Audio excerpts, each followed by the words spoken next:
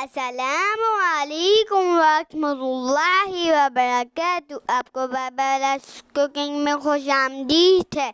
आज हमारे बाबा हमारे लिए बड़ी ही मज़ेदार कलेजी मेथी बना रहे हैं। इसके लिए कलेजी, जिसके अंदर हमने तिल भी मिक्स करवाए हुए थे, अच्छी तरीके से वॉश करके और छोटे पीसेस में काट लिए। बाज़ लोग कलेजी इसलिए नहीं काटे क्योंकि इसके अंदर इनको बू आती है। इसके लिए आप ताज़ी कलेजी इस्तेमाल करें और दूसरा कलेजी को बहुत अच्छे से वॉश करें और कट करें। अगर आप फिर भी समझते हैं कि बू नहीं गई तो इसको 3 कप पानी में 6 टेबलस्पून सिरका डालकर कलेजी को 15 मिनट के लिए इसमें डुबो दें। कलेजी की सारी बू खत्म हो जाएगी इंशाअल्लाह। जैसे कि आपको पता है हम कलेजी मेथी बना रहे हैं, इसलिए आपको दूसरी चीज़ मेथी चाहिए। मेथी को साफ करने में थोड़ा टाइम कंज्यूमिंग हो जाता है। हाँ, याद रखें मेथी की पत्तियों के साथ उसकी थोड़ी थोड़ी डंडियाँ भी तोड़ लिया करें, क्योंकि उनमें भी खुशबू और जायका होता है। मगर इस जैसे पीली पत्तियाँ शामिल नहीं कर देंगे,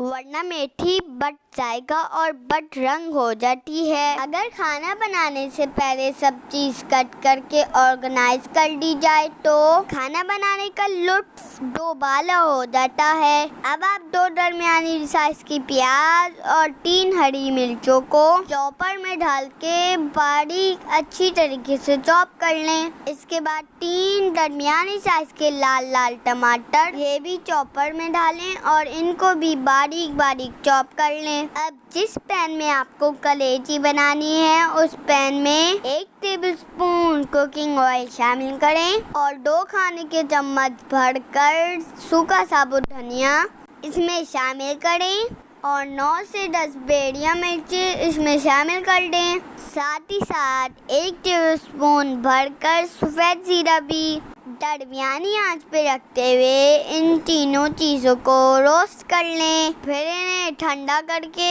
इन्हें पीस लें और इसे भी साइड में रख दें। इसी पतीले में 1.5 कप कुकिंग ऑयल शामिल करें और दरमियानी आंच पर इसे गर्म होने दें। जब ये गर्म हो जाए तो इसमें 3 टेबलस्पून के करीब लहसुन अदरक का पेस्ट शामिल कर दीजिए। ये जो आपको पेस्ट नज़र आ रहा है ये पानी की वजह से ज़्यादा नज़र आ रहा है। आप लहसुन 1.5 टेबलस्पून और अदरक 1.5 टेबलस्पून ही शामिल करेंगे। इन दोनों चीज़ों को गोल्डन ब्राउन होने तक सौटे करें। जब ये सौटे हो जाए तो इसमें चॉप हुई हुई मिर्चें और प्याज शामिल कर दें। इसे भी मीडियम आंच पर अच्छी तरीके से भून लें। प्याज का पानी खुश्क हो जाए और इसका कच्चापन निकल जाए। अब इसमें कटे हुए दिल और कलेजी और बारीक चॉप हुए टमाटर शामिल कर दें। हाँ, कलेजी हमने 750 ग्राम इस्तेमाल की है और 250 ग्राम के करीब तिल है। अब इसमें धनिया, जीरा और बेड़िया मिर्च का ढलढला पाउडर शामिल करें। साथ ही 1 टीस्पून भरकर हल्दी पाउडर और 3 चौथाई टेबलस्पून नमक के शामिल कर दें और अच्छी तरीके से मिक्स कर दें। अब इसमें धुली हुई कटी हुई आधा कप